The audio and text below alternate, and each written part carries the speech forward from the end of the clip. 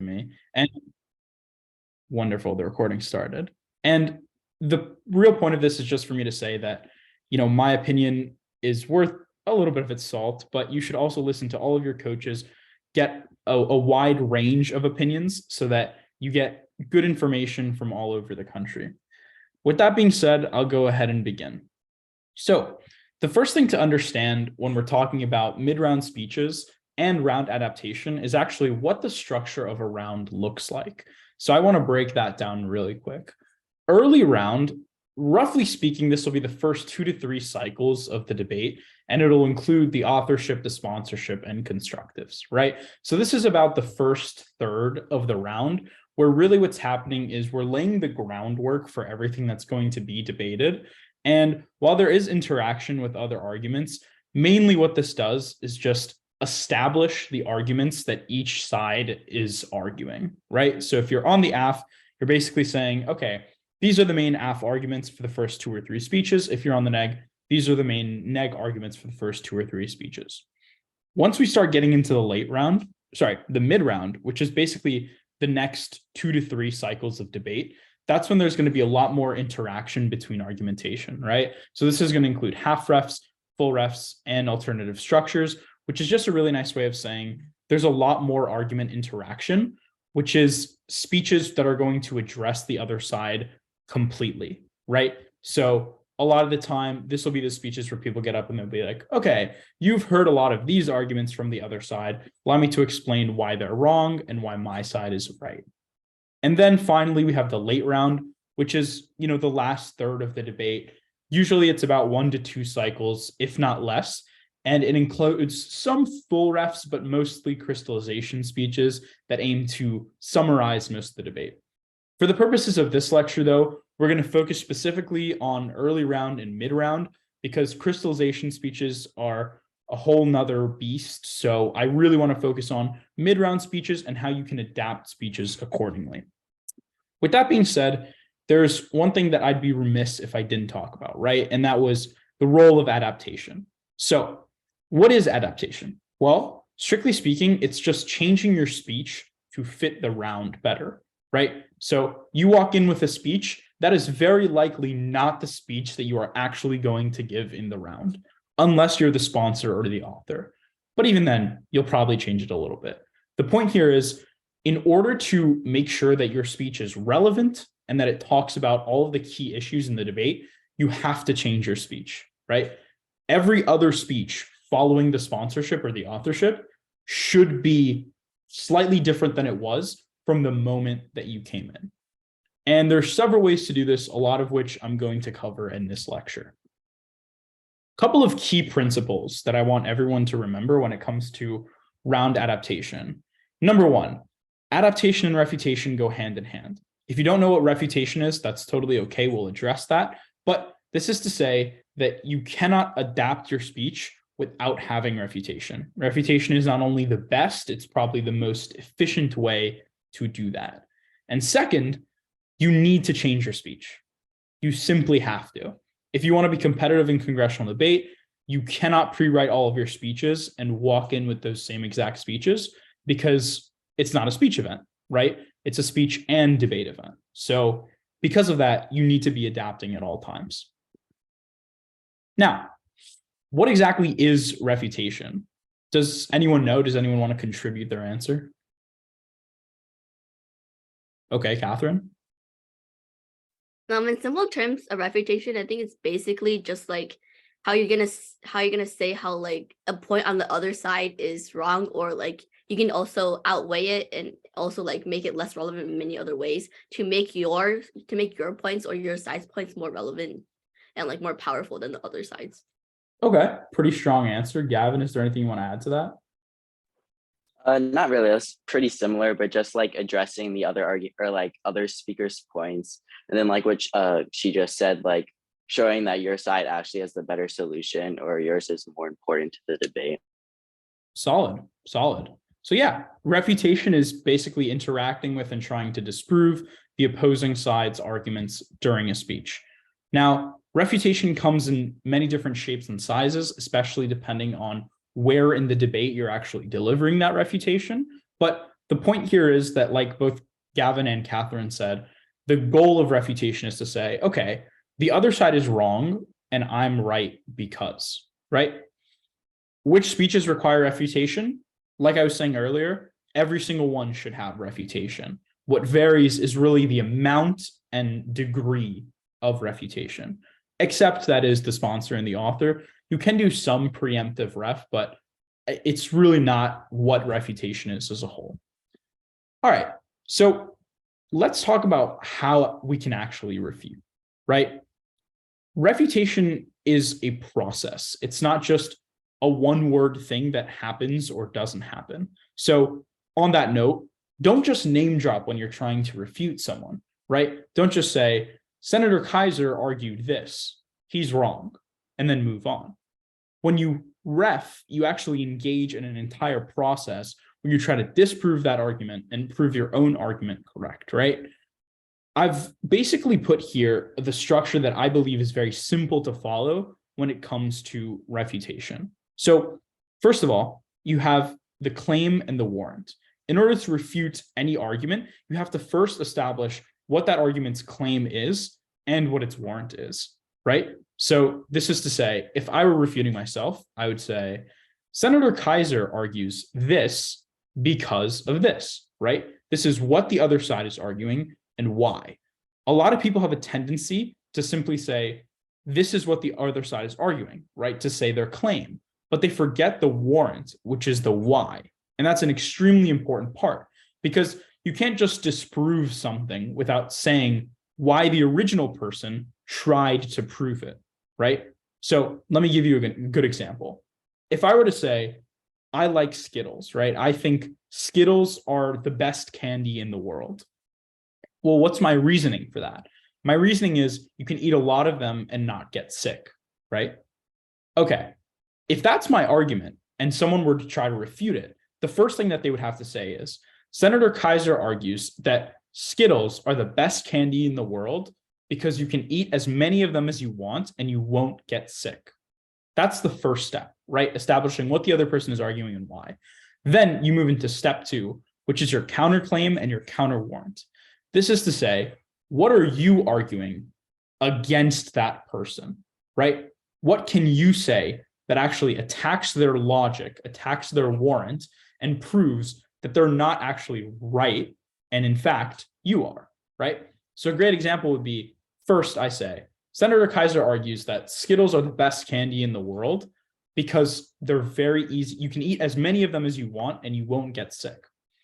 I would actually argue that that's not a good argument at all because that can be said for more than just Skittles, right? The same could be said for M&Ms, for example. With that kind of logic, this isn't something that's unique to Skittles, right? Because M&Ms, you can also eat as many of them as you want and not get sick. Using that line of logic, you've sort of disproved that this person's claim actually is true, right? You're using their logic against them. In a lot of other methods, you can also take their warrant and prove why that warrant is false, right? If I were to give examples of people who have eaten tons and tons of Skittles and they've gotten sick because of it, that would also prove that their warrant is false because you can't eat as many Skittles as you want and not get sick. So step 1, claim and warrant. Step 2, counterclaim, counter warrant. And then steps 3 and 4 go hand in hand. That's going to be your support and your impact, right? Steps 1 and 2 are strictly about terminology. It's making sure that your refutation is coming across in a very clear and concise way to the judge. So you don't want to forget to say who the other person is, what they're arguing, or why they're arguing it. And you don't want to forget to say your own argument and why you're arguing it. What really packs the punch is numbers 3 and 4, which are the support and the impact. Because in doing that, you're able to fully flesh out your response to the argument, which makes it so that not only is the other side wrong, but your side is right. And using this sort of structure, you're able to establish not only your own argument, but the importance of that argument in the context of the debate. That's the key part of number 4. So if we're going with that same example that I was talking about, here's how a full piece of refutation would look like, right? I would say, Senator Kaiser argues that Skittles are the best candy in the world because you can eat as many of them as you want. But that isn't actually true. In fact, I distinctly remember that when I was a kid, I ate 50-something Skittles and I started throwing up. As you can see, what he's arguing isn't factually correct. Instead, I would argue that M&Ms are the best candy in the world because they're the most affordable and the tastiest, right?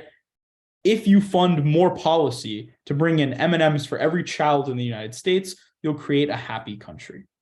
That's an example impact.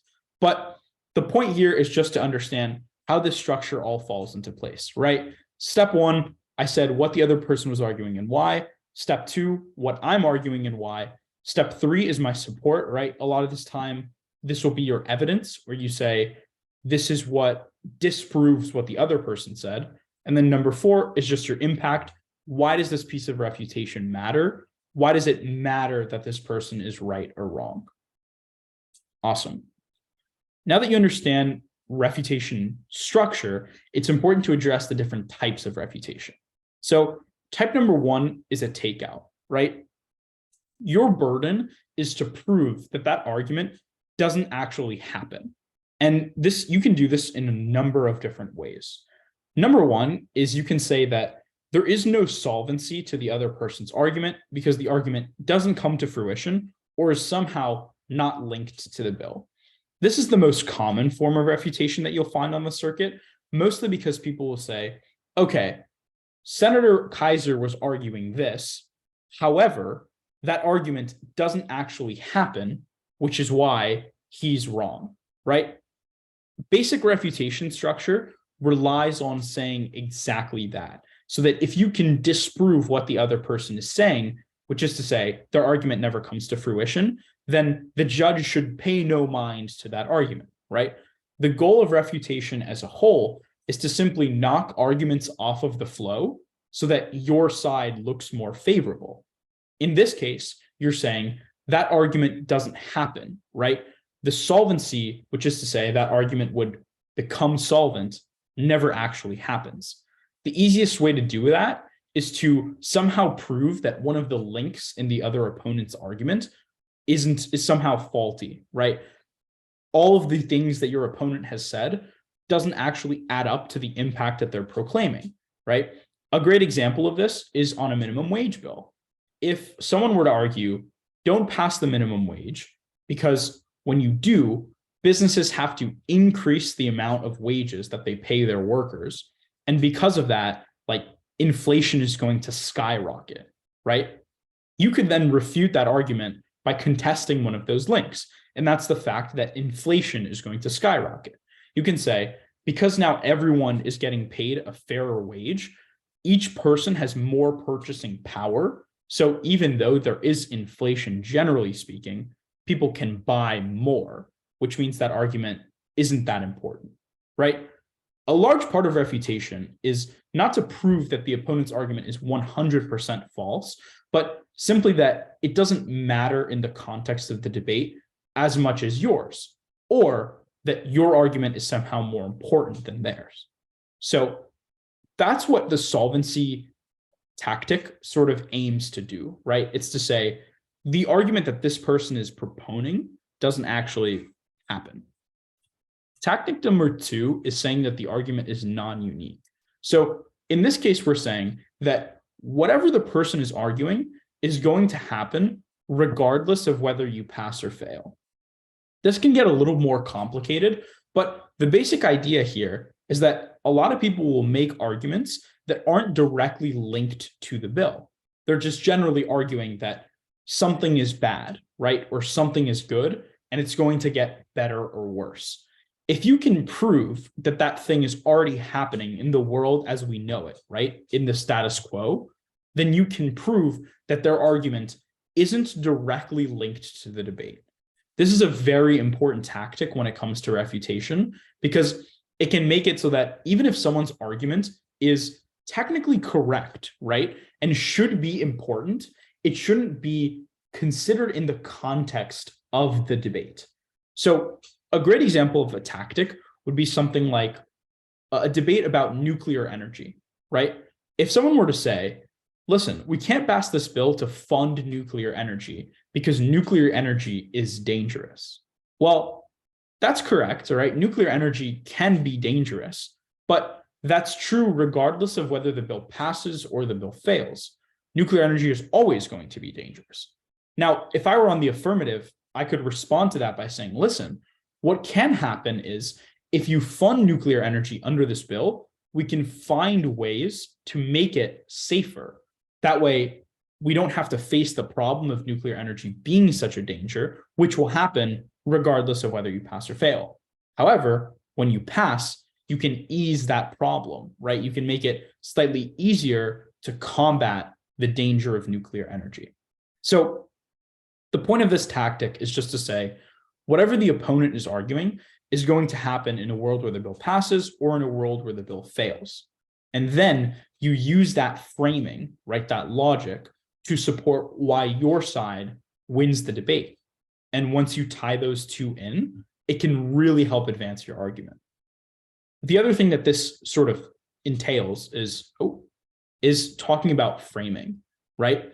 And that's because creating a framework that establishes that someone else's argument is non-unique can also greatly benefit your side. So before you even get to the mix of the debate, right? Before you start talking about arguments all over the place, you can establish a framework that helps your side sort of win the debate just by framing, right? Before you get into any of your sources, any of your arguments. If we take this nuclear energy debate, right? If I didn't want to refute anyone specific, but I just wanted to establish my speech in the context of what I just told you, it could definitely help my argument sound more favorable to the judges. Another great example would be in a climate change debate, right? A lot of people argue, let's take a carbon tax bill. A lot of people on the negation would argue, oh, a carbon tax isn't good because it'll increase costs for companies. And in doing so, companies will have to lay workers off, right? That's a valid argument. But now let's say we're on the affirmative. If we want to preemptively address this argument, what we can do is establish a framing where what the negation is talking about is highly non-unique. Let me demonstrate how that would work. So first of all, you'd have to establish the fact that these workers getting laid off will sort of happen in a world where you fail and in a world where you pass, right? It doesn't actually link directly to the bill. One way that you can do this is by arguing automation, right? You can say, okay, first of all, the fossil fuel sector is becoming increasingly automated. And because of that, by 2030, 300,000 jobs in the fossil fuel sector will be lost either way. In doing that, you essentially prove that the jobs that the negation wants to protect are going to disappear, regardless of whether you pass or fail the bill.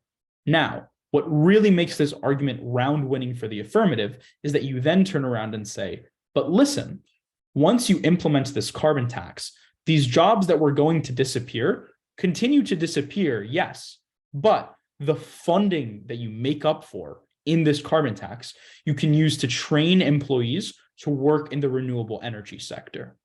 Because of that, you create jobs instead of take them away. So the non-unique piece of refutation can also be used for framing. And a lot of the time in mid-round speeches, it's really important to establish that kind of framework that proves why your side is so strong compared to the other one. Because a lot of the time, when really good arguments are being made on both sides, it's very hard for a judge in their mind to distinguish why one is better than the other. So you have to establish a framework, right? A question that the judge can ask themselves to be like, okay, which argument should I actually value here? And if you do that in a mid-round speech, for the rest of the round, the judge will have to ask themselves that question, right? Oh, remember what that one guy said? I have to still think about that when addressing the rest of the debate. So in doing that, you can preemptively set your side up to look better and essentially argue better. So that's only one type of refutation, right? Type number two is what I would call a turn. And this happens in multiple ways. You have link turns and impact turns, which we're going to get into in a minute. But before we get there, I want to say that turns always require partial concession. And that's some tricky terminology, so I'm going to break it down for you. Concession basically means that you have to admit that the other side is right. And I know that at face value, you might be like, wait, why are we admitting that the other side is right? We're trying to disprove their side. Well, yes, but admitting that they're partially correct can A, raise your credibility, and B, help you establish a more coherent argument, right?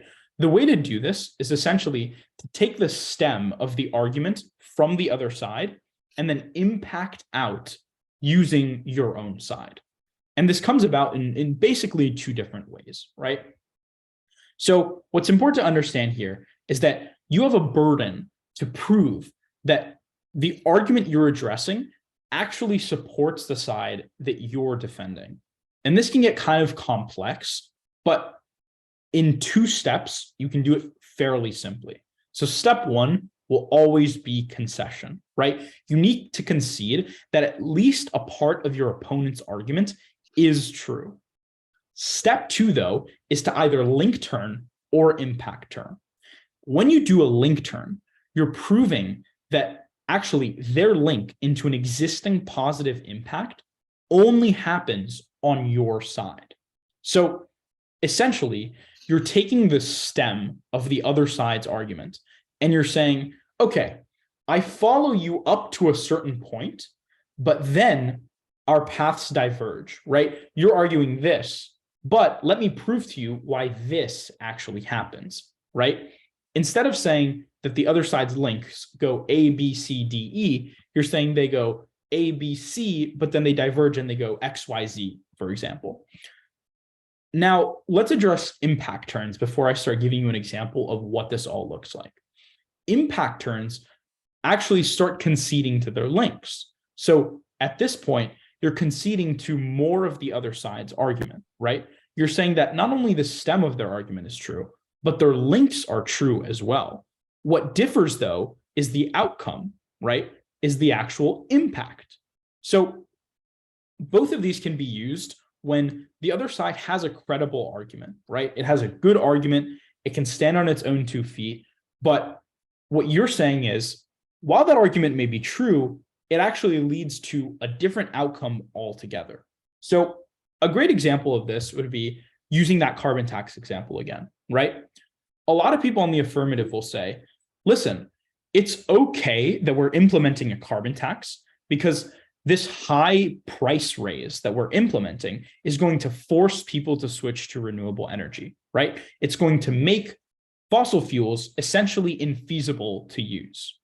Now, let's break down this argument, right? What does the bill do? That's always step 1. Well, the bill increases the prices of carbon, right? Because it's a carbon tax. Now, the AF is saying that leads to link number 1, right? Link number 1 is that high prices drive consumers away from that product, okay? That leads to link number 2, which is to say, if the prices of fossil fuels are high, then people will turn to renewables. And then essentially you impact out, right? And you say renewables are really good because they save the environment, blah, blah, blah. As a negation speaker, you can get up there and agree with the first link, but then disagree with the second link, right? So once again, let's do this argument on the neg. Well, what does the bill do? It raises the price of carbon, right? Link number 1 is that makes it really difficult for consumers to purchase items that use carbon to produce them or fossil fuels in general, right? Awesome. Now, where the negation diverges in this argument is that it's saying, instead of people simply switching to renewable energy, it's just going to make it even more expensive for them to continue using fossil fuels, right? In this case, the negation has to prove that even though renewable prices become more expensive, even though fossil fuel prices become more expensive, consumers will still opt to use those fossil fuels and all of those carbon-based products instead of renewable energy. Now, there are multiple warrants that the negation can use to actually prove this argument. A great example is that renewable energy isn't widely available yet, right? If you're living in like a small town in Arkansas, for example, it's much harder for you to get access to renewable energy than it would be if you're living in New York City. For that reason, people who live in rural areas won't have as much access to renewable technology, and they'll just be forced to deal with the higher carbon-based and fossil fuel-based prices. What we've done there is we've taken part of the argument that the other side constructed, and then at a certain point, we've diverged from their impact, right? We've diverged from their link, and we've said, instead of what you said would happen, this is what actually happens, right? Now, I personally love this tactic for a couple of reasons. First of all, when you admit that the other side is doing something right, it really raises your credibility with the judges, right? Because at this point, you're not just seen as, oh, like some guy who's just discounting everything that the other side says. You're actually making a credible argument that takes into account what the other side says and then responds accordingly. So because of that, you're able to create an argument that sounds good and also is good on the flow. Really important stipulation here. When you're agreeing to what the other side is saying, don't make it sound like you're arguing for the wrong side, right? Use terminology that allows you to engage with the other side, but not completely validate them. So you want to say something along the lines of, like, Senator Kaiser is right up to a certain point, right? Senator Kaiser's argument holds some truth, but our paths diverge at this point, for example. So always make sure that you're still arguing for your own side, right? We don't want any judges confused. But the basic structure here is that you're using the framework that is established by the other side, right? You're using the arguments that the other side agrees are already true, and then you're diverging them at a certain point. You're saying that they lead to a different impact, and because of that, you can strengthen your own argument. The other reason why this is a really good strategy is because the other side has already agreed to a certain portion of your argument, right? So that leaves less room for them to poke holes in. Because if you're using a framework that the other side has established, then they can't just renege on everything they've said and said, wait, this is no longer true, right? That makes it a lot easier for you to prove why that argument is true. Awesome. So that's turns. And now I know it's getting to be a lot of refutation talk, but the third type of refutation, right? And the reason I want to emphasize refutation so much is because in order to adapt your speech to a round, whether it be mid-round, early round, or even late round, excluding crystallization speeches, refutation is going to be your friend. The more you can refute, the better, because not only will that allow you to interact with the other side's arguments in a cleaner way, it'll also make it easier to connect back to the points that you already have. So really quickly, these are the last couple of types of refutation. First, and this is a personal favorite, perceptual refutation. So this is when you put the other side's argument in context so you can try to discredit it, right? A lot of this time, what you can do is take an argument that the other side has made that's optically not very good. And what I mean by that is that although it makes some logical sense, it doesn't sound so good if you say it out loud and if you rephrase it, right? If you spin it a little bit. Obviously, don't try to argue something different than what the other person actually said. But if you can actually put that argument into context and explain some of the real world applications of that argument, you can make it a lot easier for the judge to side with you. A lot of the times in Congress, we get super caught up in the terminology of the bill and in the debate that we forget to apply what we're talking about to the real world, right? A great example of this, I don't know how many of you are going to Nats, but there's a Nats House quarters bill that focuses on guardians overseeing what their kids do on social media, right? And I don't know about you guys, but it's very difficult for like my parent or guardian to see what I'm doing on my phone, right? Practically speaking. So a lot of the time, if you can say, listen, although this argument makes logical sense, practically speaking, parents really don't have that much say over what their kids are seeing on social media. Hence, your argument doesn't make sense, right?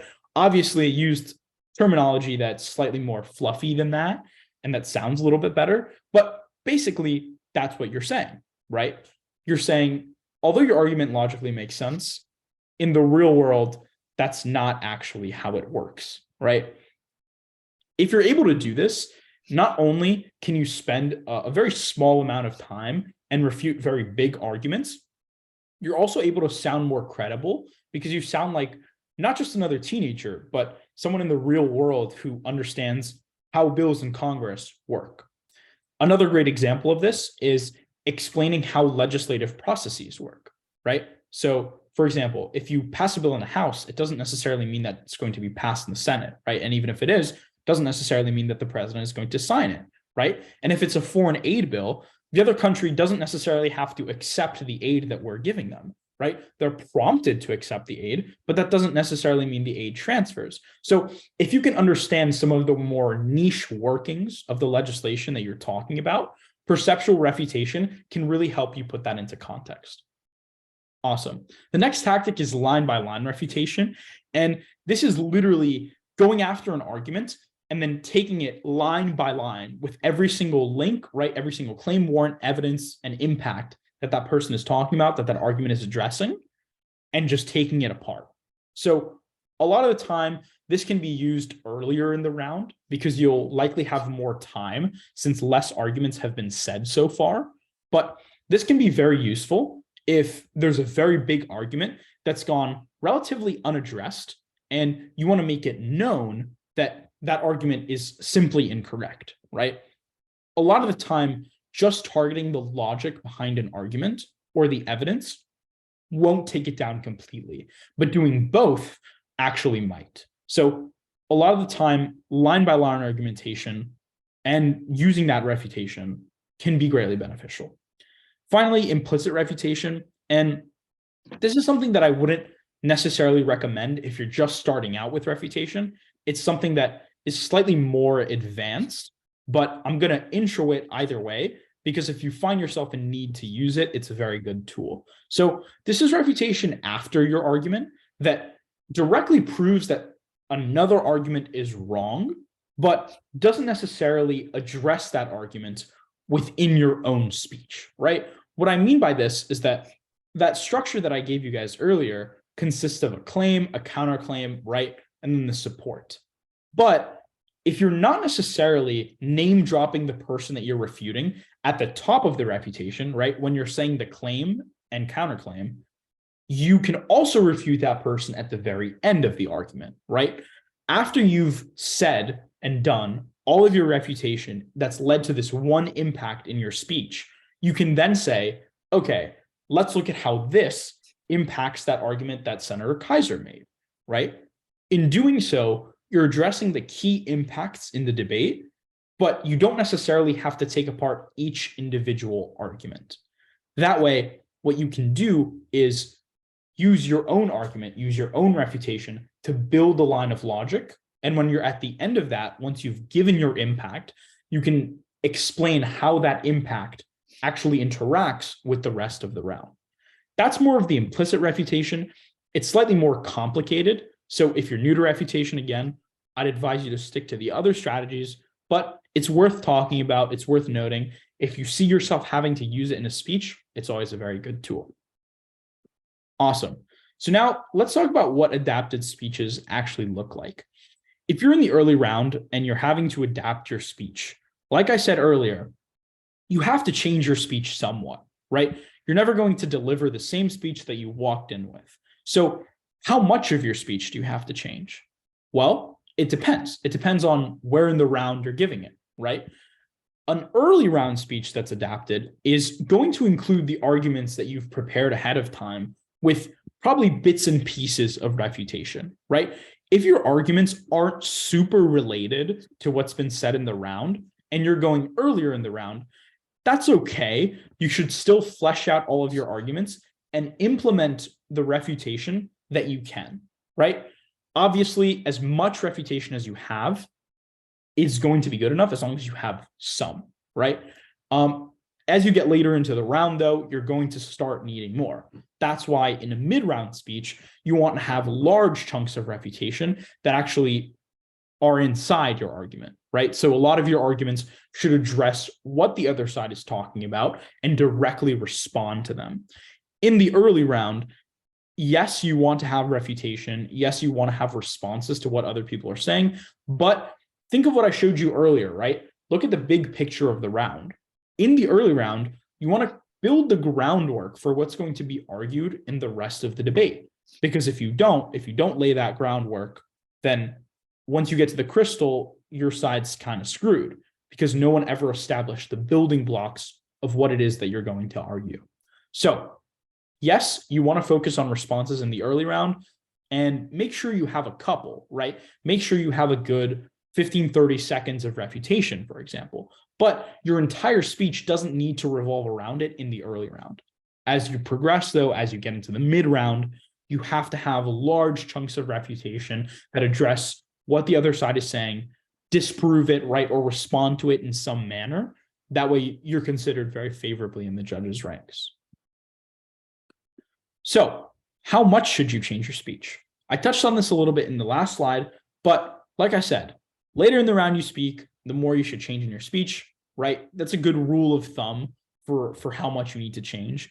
And yeah, early round speeches shouldn't change too drastically, but you should have some responses, right?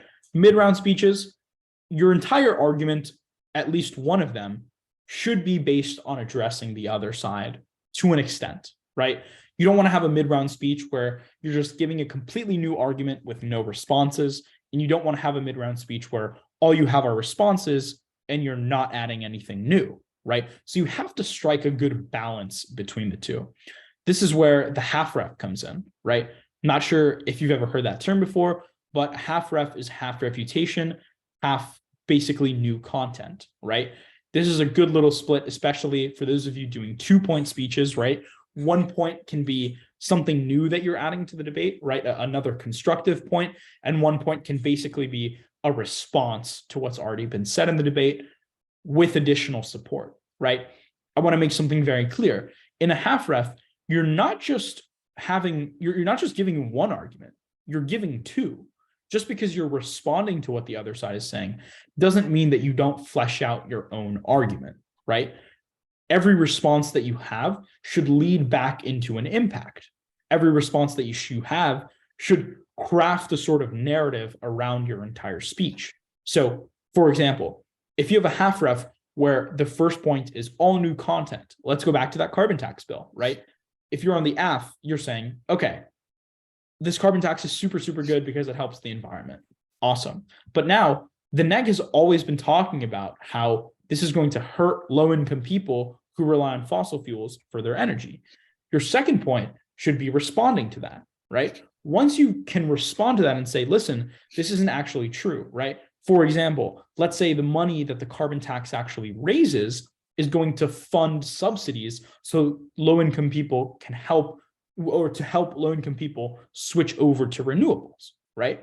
If that's true, you can implement that response in your speech and then add to it, right? You want to sort of extend what you're saying and say, listen, not only is what you're saying wrong, but I also bring something else to the table. This is where you would say, additionally, we help low-income people switch to renewable energy because the same tax that is going to fund the transition to renewable energy is going to focus on low-income people, for example.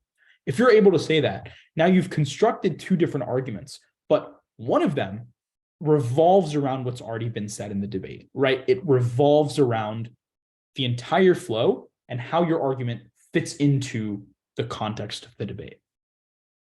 So that's what I mean when I say a half ref. I don't want anyone thinking that a half ref is just half complete refutation with nothing new to add, only responses, and then half a constructive that doesn't address the other side at all, right? If your half ref isn't so neat and it's not just one constructive argument, one responsive argument, you can also put in slight little responses into the first part or into the second part, right? It doesn't need to be super cut and clean, like I just said.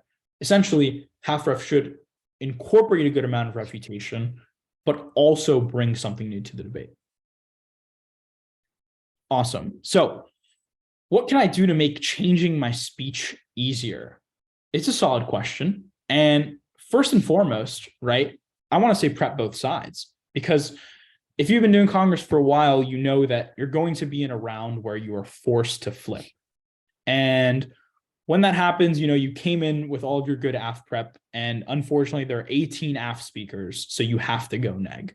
Well, before the round, a couple of good things to do are obviously to cut cards for both sides, right? Do great background research so that you can understand what the basis of both sides actually is. Not only does this help you if you have to flip, but it also helps with argument generation ahead of time.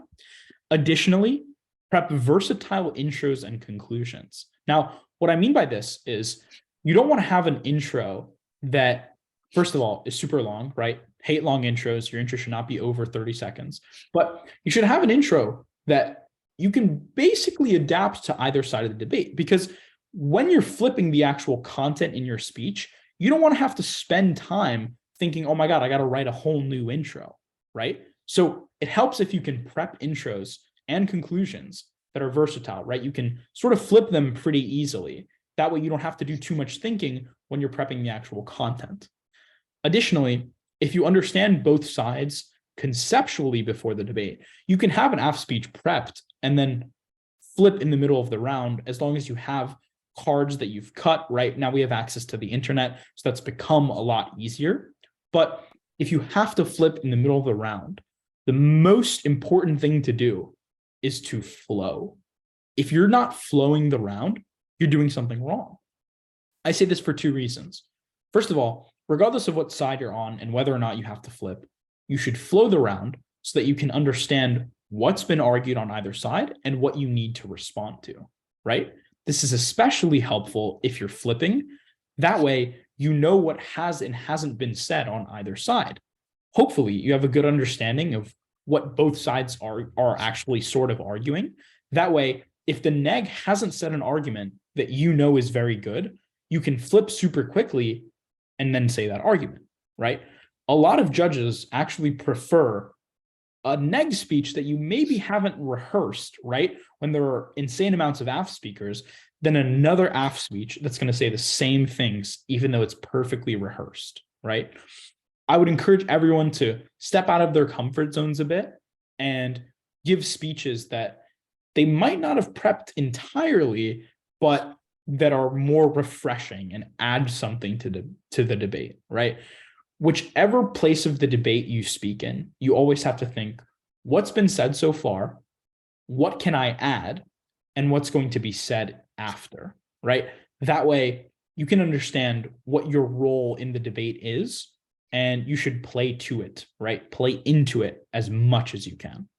So obviously, if you have to flip before the round, the best things you can do are prep profusely, but that doesn't always happen. So make sure you have versatile intros and conclusions, right?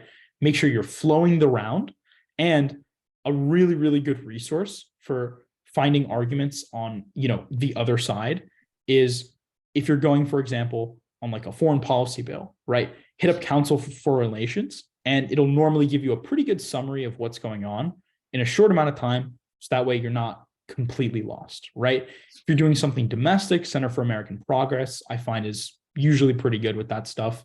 But the basic summary here is you don't want to put yourself in a position where you're completely lost with no prep and you have to flip to the other side, right? So always before the round, be mindful of that. But that's just flipping. If we want to talk about staying on your own side, but adapting your speech, right, and changing it to fit the debate, a great way to do that is to extend existing arguments. So a very popular phrase on the circuit is, well, let me pick up where Senator Kaiser dropped the ball, right? I wouldn't encourage you to use that just because it's so overused that judges are probably tired of hearing it by now. But the concept behind it is very noble, right? It's basically to say that if someone steals your argument, right, or if someone argues something similar, you don't want to just go up and argue the same thing again. What you want to do is take that argument and extend it, right? Explain its implications for the entire round. Add something new to that argument that makes it more enticing, more convincing, or run that argument and implement a response to the other side that obviously the first speaker who ran that argument could never say, right? That's how you would really extend an existing argument, just by conceptually incorporating into your speech a little bit more in depth than the previous speaker did. A lot of the time, what this looks like is having a card that quantifies exactly what the previous speaker talked about, right? Or explaining the applications of that in the real world. What a lot of people will do is give a pretty good speech that addresses the stock of the round, but they don't impact it out, right? They never explain why it's so important to the average American. So a lot of the time, what extension looks like is getting up there and saying, okay, this argument is important because, right? This argument impacts people this way, and then actually explaining that, right? If you can find very good cards that quantify what people are talking about, that's always very good. And if you can address what the other side has said and then respond to it with something that your side has said, that's also very good. Finally, grouping the other side's arguments together is always a very, very good tactic for refutation and adaptation. Obviously, you cannot respond to every single argument that the other side has made, but you can group those arguments together and try to respond to that group of arguments, which will save you a lot of time and that will often link better to your speech than to a new speech that you would have to make, right? Final point is addressing key impacts. So a lot of the time people get worried because they say, my speech isn't really related to what's been said in the debate, but I have an impact that is fairly similar to what everyone's been talking about. Well, I would encourage you to run that argument. And then after you're done running it, engage in this sort of impact comparison, right? So a lot of the time people get afraid that their warrants to an argument, right? The stem of their argument isn't similar to that of other people's. And because of that, they can't adapt the speech to fit the round. But if you have a unique argument that goes to the same impact as other people's, don't shy away from that, right? Address the key impact with a different warrant. That's another way that you can adapt your speech, if you don't already have it that way, to fit the round better.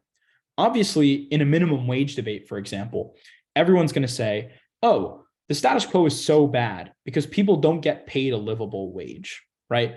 People are going to say, please pass this bill because raising wages means more people have more money in their pockets. Well, I mean, yeah, that's the stock, right? The ultimate impact of that is that people can buy more food, right? Buy more water, do all these kinds of things. But if you're on the AF and you want to run a unique warrant, right? But you still want to address those key impacts, you can make a different argument where you say, listen, a minimum wage isn't only good for that reason. It's good because it means that people don't have to work 2 jobs now, right? Most people who work 2 jobs do so because they can't live on the wage from that one job. But if you allow them to, well, that means that A, you can employ more people, and B, all of those people can now have more access to food, water, shelter, right? All the impacts that your side says is so good. So if you can find a different warrant, right, a different reason behind that argument that leads to the same impact, then you're still addressing the key impacts, and that's a great way to adapt your speech. Awesome. Thank you all for watching. That's been my little spiel on adaptation, mid-round speeches, and basically everything that entails.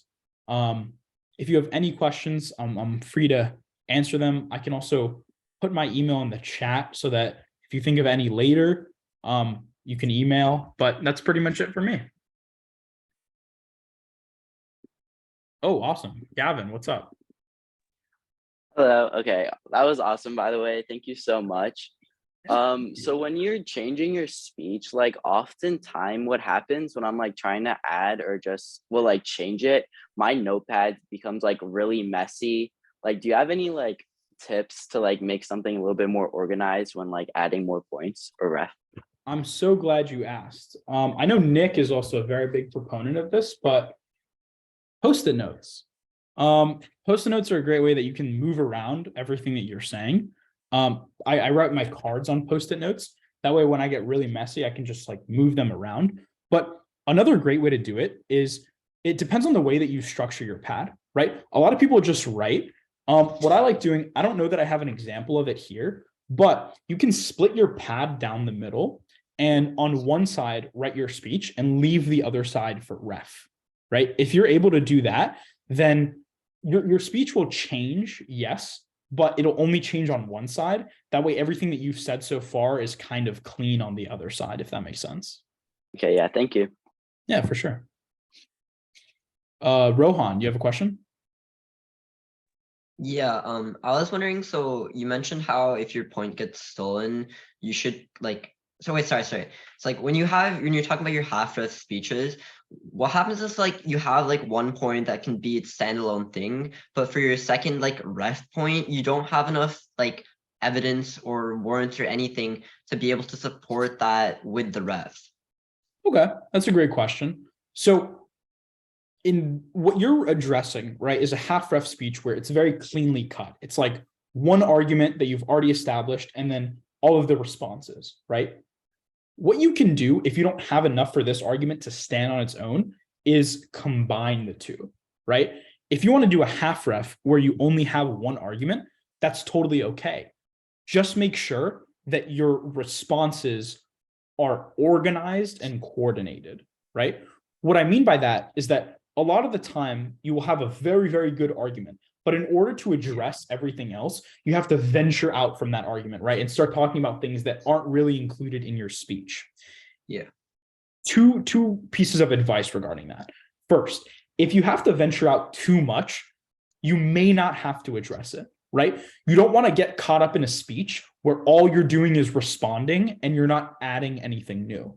But second, if you want to do that, right, and you don't think you have to venture out too much, what you can do is before getting into the bulk of your argument, you can give your overall claim, right, your overarching claim that's basically like, oh, pass this bill because, right, and then you give your warrant, and then you can start getting into the responses, right? Because then, for example, you can say, now, pass this bill because it increases the amount of safe water by increasing like pollution disinfection centers or something like that.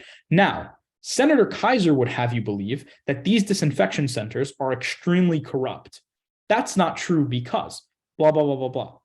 After you've like responded to me, you can incorporate a nice little link from that response into your actual argument, right? And say something along the lines of, not only are these pollution centers not corrupt, they're the very thing that will propel us, pun, into the 21st century, right? And then you sort of go into your argument about why innovation is so important or something like that, right? That way you don't need a standalone argument, but you can also incorporate responses to the ref. And if those responses fall neatly into the argument, just throw them in there. Okay, great. Thank you so much. For sure. Ashwin. Hey, thanks again for the, great presentation. I just was wondering if you could go in like a little bit more into like the implicit refutation. Yeah. So Okay. Implicit refutation is largely, do you remember what I was just talking about when in regards to addressing key impacts? Yeah. Okay. So a lot of the times implicit refutation is used when you can group arguments together and use your argument to address the key impacts, right? One of the ways that debaters will essentially promote unique arguments is to find different warrants, right? Different reasons why a very stock impact is true, right? So on a minimum wage, the stock impact is, okay, people's lives get better, right? But you can make your argument unique if you change the reasoning behind why you're arguing that. So what implicit refutation does is after you've established your argument as a whole, it responds to why other people wouldn't believe you, right? So a great example here is that argument that I was talking about in the minimum wage, right? Because now people work a livable wage or people earn a livable wage, they only have to work one job and not two. Now, a lot of people on the neg might have argued, hey, this leads to unemployment, right? Because people have to fire their workers when they pay them more.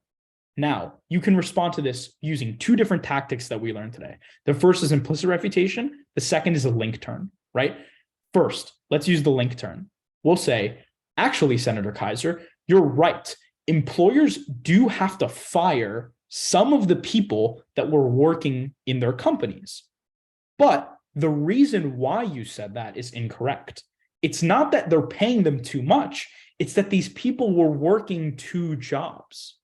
Now they only have to work 1 job, right? So people quit or employers lay them off. That's why supposedly people lose their jobs. But in reality, people are just now working 1 job and they don't have to work as many hours to earn the same amount, right? That way you've used the link turn, and by establishing that entire argument, you've used the implicit refutation because you've refuted that neg argument about unemployment. Make sense? Cool. Thumbs up. Awesome. All right. Athena, you have a question? I guess so, like a little bit like the implicit like refutation thing. When you say like linking the other side's arguments together to save time, do you just mean like you should say explicitly to a judge, like, I'm taking all of the other side's other arguments and like flipping them all and like finding a common theme between them, kind of like. Great question.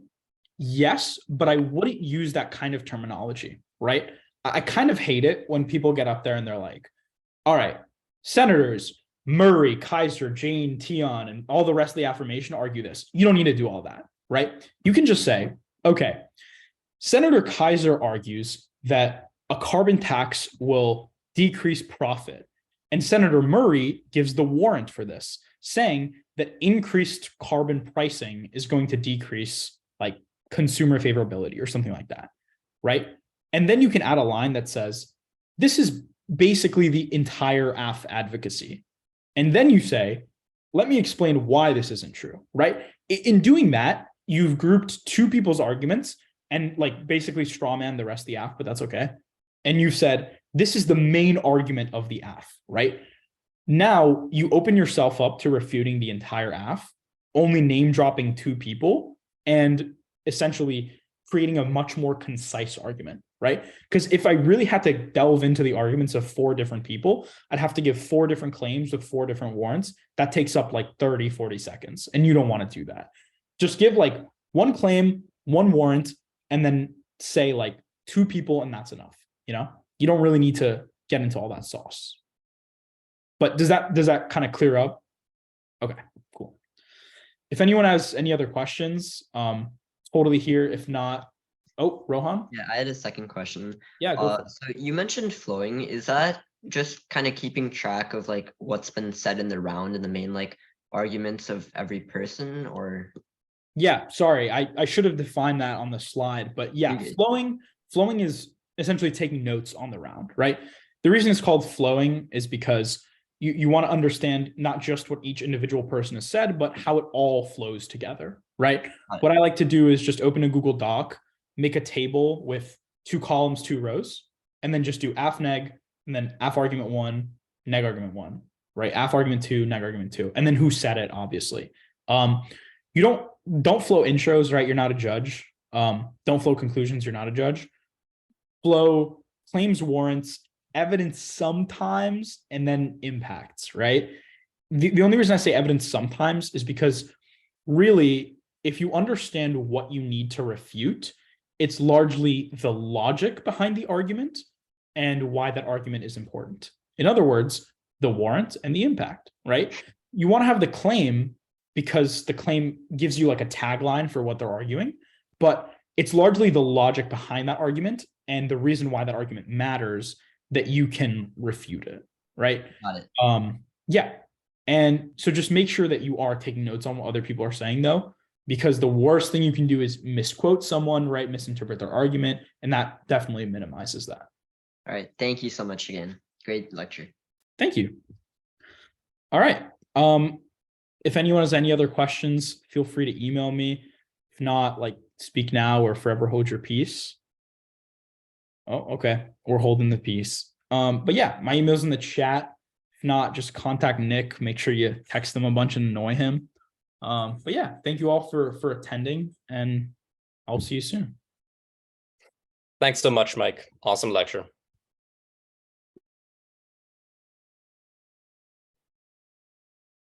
You want to end the recording? No, yep, just ended it.